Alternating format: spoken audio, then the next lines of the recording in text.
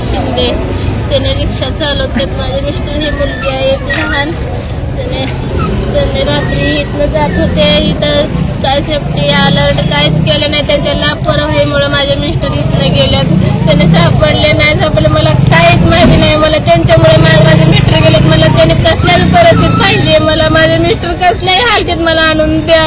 मला काय घेणं देणं नाही. आणि त्यांच्यावर कारवाई झालीच पाहिजे. त्यांच्या चुकीमुळे त्यांच्या लापरवाहीमुळे माझे मिस्टर इथून गेले. त्याने पहिलाच इथं अलर्ट केले असते. नाही तर मला मिरवणुकीसाठी अलर्ट राहते. नाही तर मला पोलीस असतात भरपूर मिरवणुकीसाठी डान्ससाठी.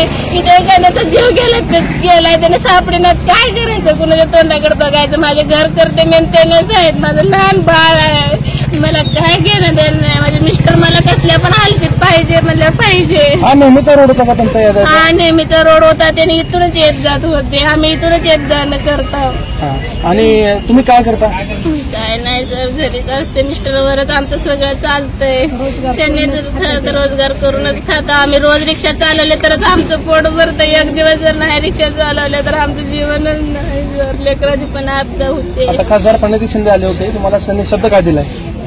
भेटले तर बरंच आहे म्हणले. नाही भेटल्यावर त्यांच्या चुकीमुळे झाले त्यांच्यावर कारवाई करू म्हणून शब्द दिले त्यांनी. काल रात्री मी किरण पवार बोलतो.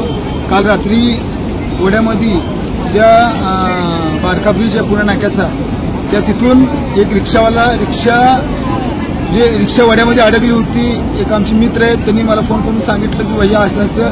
ते वरून जात असताना त्यांनी व्हिडिओ शूटिंग काढली व रिक्षा अडकली का म्हणून आम्हाला फोन केल्यानंतर आम्ही तत्कालीन इथे येऊन अग्निशामक असेल किंवा ॲम्ब्युलन्स असेल किंवा आपत्कालीनला आणून ती रिक्षा बाहेर काढली. व त्या रिक्षामध्ये सतीश शिंदे म्हणून एक इसम आहे मडकी वस्तीचे ते इथं दिसून आले नाहीत.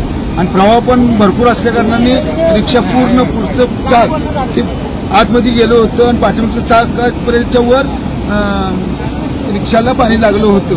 त्यानंतरनं काही 1-2 तासानंतरनं आम्ही रिक्षा बाहेर काढली व त्यांचे नातेवाईक आल्यानंतर आम्ही 14 कमानी असेल, 6 कमानी असेल, त्यात वसंतविहारचा पूल हे कडेनी बॅटरी घेऊन फिरलो आणि सदर तो व्यक्ती इसम आम्हाला आढळून आला नाही. बघितलं तर ते जे नागरिक जो वाहून गेला त्या नागरिकाचे नातेवाईक होते.